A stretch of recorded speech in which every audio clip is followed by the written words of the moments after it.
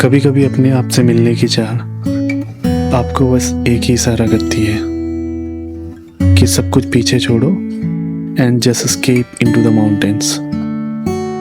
वैसे तो मैं पहाड़ से ही हूँ, पर कुछ जगह होती है जो आपको आपके सबसे करीब होने का एहसास कराती है, और मेरे लिए वो सबसे पसंदीदा ठिकाना है हर्सिल।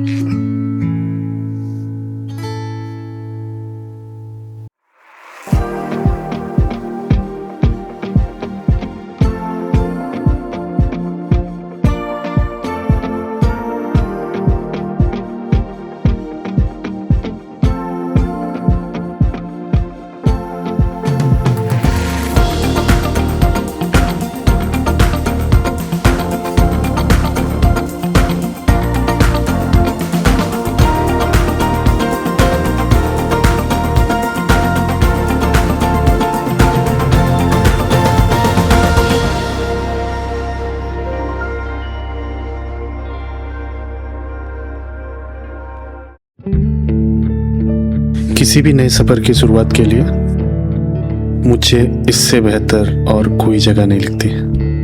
यह है मेरा होम टाउन उत्तरकाशी। चारों तरफ पहाड़ों से घिरा हुआ एक छोटा सा हिल स्टेशन, घाटी में बसे छोटे छोटे मकान और बीचों बीच बहती हुई माँ गंगा। मतलब right now all I can say is I am moving from one paradise to another. और जब शुरुआत ही इतनी अच्छी हो ना, then the rest of the journey is bound to be beautiful। हमने अपने सफ़र की शुरुआत सुबह लगभग 9 बजे की। इसकी वजह थी कि हमें रास्ते में पड़ने वाले कोई भी मोमेंट मिस नहीं करने थे। वैसे भी हर्सिल जाने का मज़ा तभी है जब आप रास्ते के ब्यूटीफुल लैंडस्केप और लस ग्रीन नज़ारों को महसूस कर सके। सच कहूँ तो ये मंजिल जितनी खूबसूरत है ना, उससे कहीं ज़्यादा सुकून इस रास्ते में है। हवा का हर झोंका, हर ढलता उगता सूरज, सब कुछ यही है। इसलिए जब भी यहाँ का प्लान बनाओ, सुबह की पहली किरण के साथ निकल पड़ना। उस ताज़ा ठंडी हवा को महसूस करो, इस रोड ट्रिप के हर एक सेकंड को जियो, क्योंकि इस रास्ते का हर एक मोड़ एक खूबसूरत याद बनने के लिए बाहें फैला के आपके इंतजार में खड़ा है। वैसे रास्ते में कोई फेमस हिल स्टेशन नहीं है, कोई सिटी वाली चकाचौंध नहीं है, लेकिन जो ये छोटे छोटे कस्बे हैं, उनसे जुड़ी हमारी बड़ी सी यादें हैं। बचपन में जब यहाँ से गुजरते थे तो जो सुकून मिलता था ना, आज सालों बाद भी ये रास्ते वही पुरानी यादें, वही पुराना वक्त धीरे से जहन में वापस खोल देता है।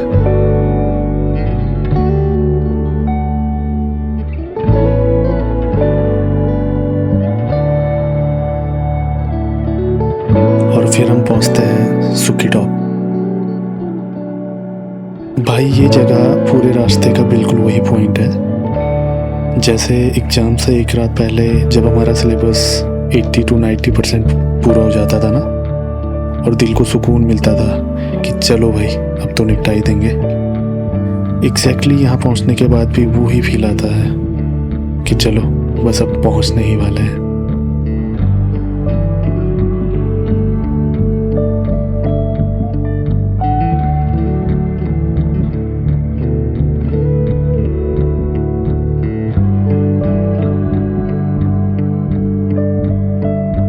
और यहीं पे खत्म होता है हमारा इंतजार।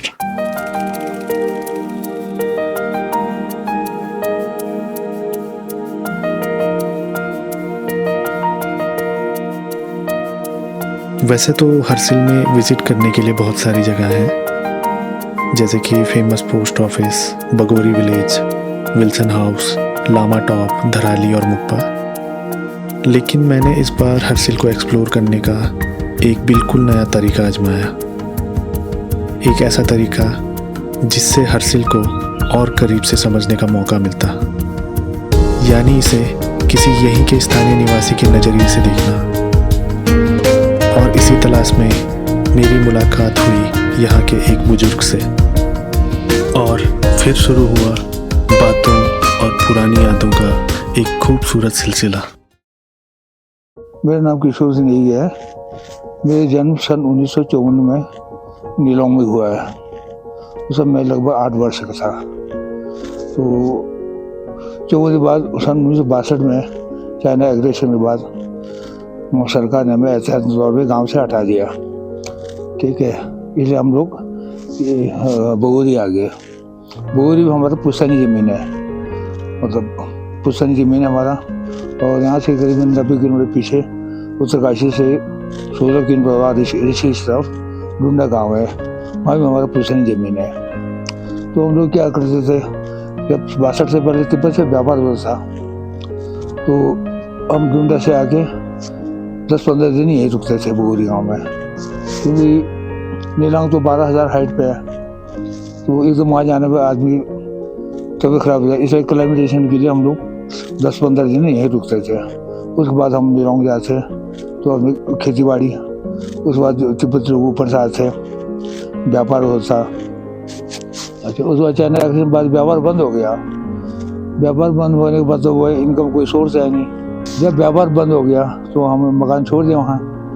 अब वहाँ फौजी लोग आ गया, तो उन्होंने क्या किया, ये 22 बटालियन चक्रौत जाते तिब्बती फौज, इनका हेडक्वार्टर चक्रौत में, वो रहे वहाँ किराए पे। 4 माह उन्होंने किराया दिया, उसके बाद वो भी वहाँ से वापस चक्रौत चले गया। फिर गांव पूरा खाली हो गया, मकान ऐसे खाली रह गया।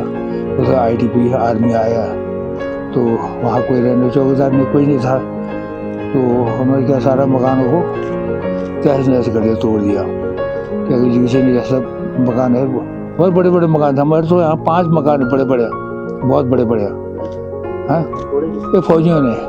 तो क्या मालिक तो है नहीं, किसी ने कहा एक प्लैंक बॉक्स बना दिया, किसी ने तख्त बना दिया। इस तरह धीरे धीरे पूरा गांव खत्म हो गया पूरा। अब तो खाली वहाँ पत्थरों का ढेर है, बस कुछ भी नहीं बचा हुआ।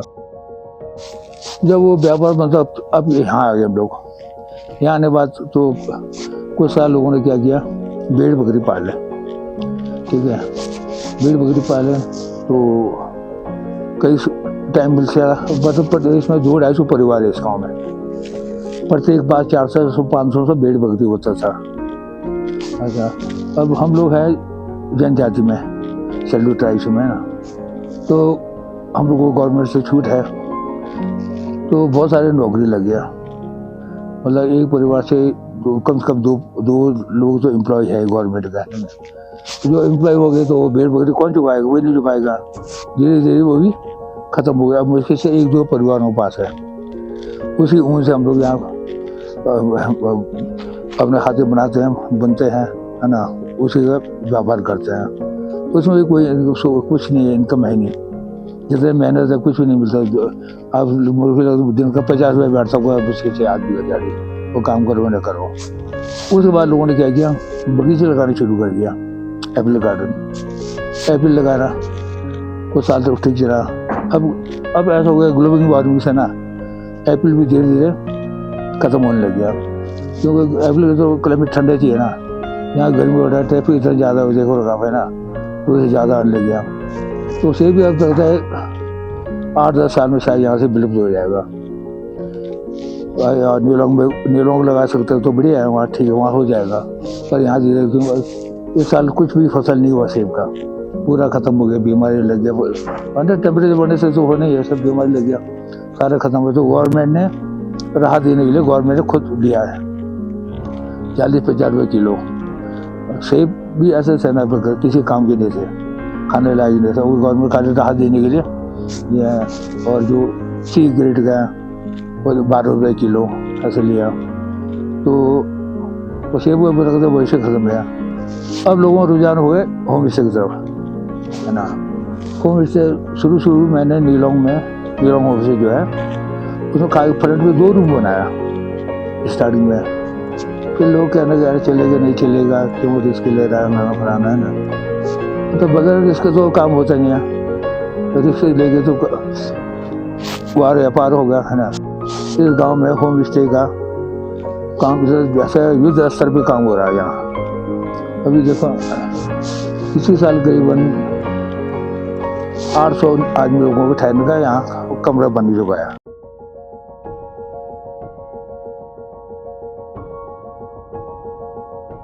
है ना। आपको जिसको हर्सिल बोलता है, एक्चुअली वो हर्सिल नहीं है। जो मार्केट है वो हर्सिल नहीं है, उसको हम लोग अणिया बोलते हैं, अणिया। उसके इधर जो पहला ब्रिज आता है उससे लेकर के ये दूसरा ब्रिज के बीच का, जहाँ अभी जंगलात वाला विल्सन बंगला लिखा हुआ है ना, वो एरिया है विल्सन का। उसको हर्सिल बोलता था पहले। हर्सिल वो वाला हर्सिल नहीं, वो तो पहले ऐसे ही था, रगड़ था पूरा, हमको याद है। कोई रहता है जैसा, तो धीरे लोगों ने फॉरेस्ट लैंड पे कब्जा कर दिया, तो ऐसे मार्केट बन गया हुआ। वो उसको अणिया बोलते थे आज से पहले करीब, तो समझो 84 से पहले अणिया नाम जानते हम लोग।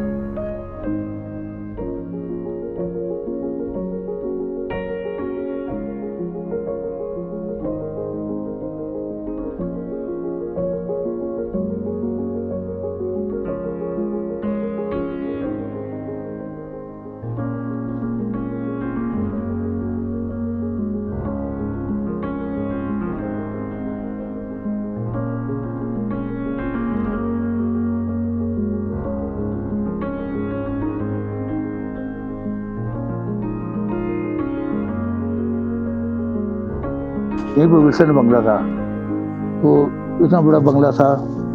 अब करीबन उसमें 1000-2000 देवदार पेड़ लगे, मतलब हर्षिल की शान था वो। तो क्या था, विल्सन तो पूरा जनरेशन खत्म हो गया। अभी उनका देहरादून में परेड ग्राउंड पास डूंगा हाउस मसूरी में भी, जहाँ ये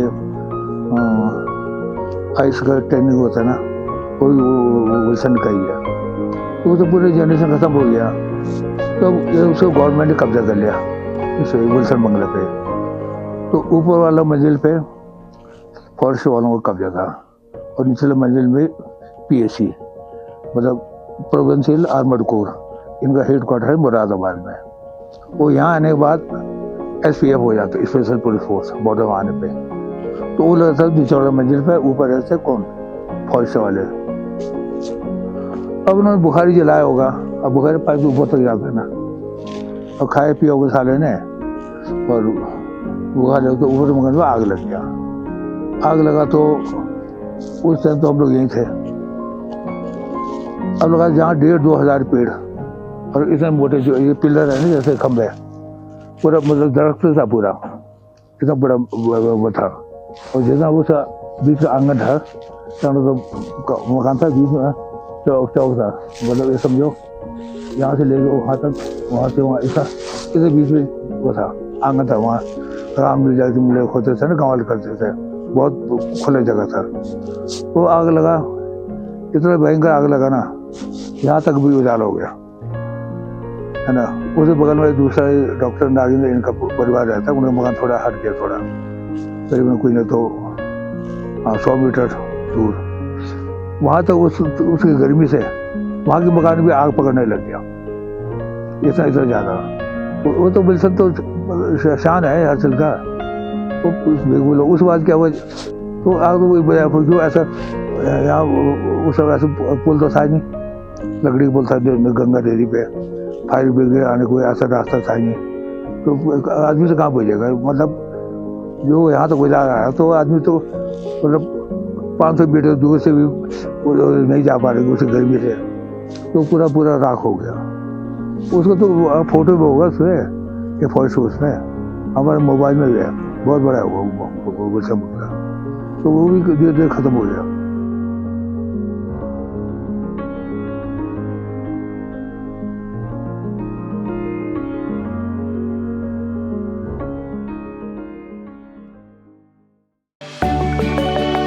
एक तरफ हर्षिल के खूबसूरत नज़ारे, और ऊपर से अंकल के वो किस्से। ऐसा लगा जैसे हम टाइम ट्रेवल करके इतिहास के किसी पन्ने में खो गए हों। शायद इसीलिए वक्त का अंदाजा ही नहीं लगा। बातें बहुत हैं पर कुछ कहानियां अगली मुलाकात के लिए बचा कर रखते हैं। लौटेंगे जल्द ही इन अधूरे रास्तों को पूरा नापने। तब तक के लिए इस सफर को यहीं पर एक छोटा सा ब्रेक देते हैं। जल्द मिलेंगे। चैनल को प्यार देते रहिएगा और अपना ध्यान रखिएगा। Good bye.